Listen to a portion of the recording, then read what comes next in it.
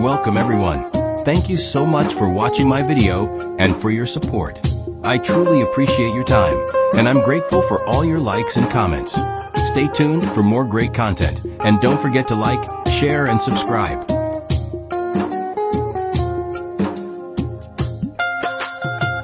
The 10th edition of Canary Wharf Winterlights runs from January 20th to 31st, 2026, featuring 16 plus free installations from 5 p.m. to 10 p.m. daily. A highlight is the sole installation in the Crossrail Place roof garden, featuring a glowing, suspended miniature solar system among the tropical trees.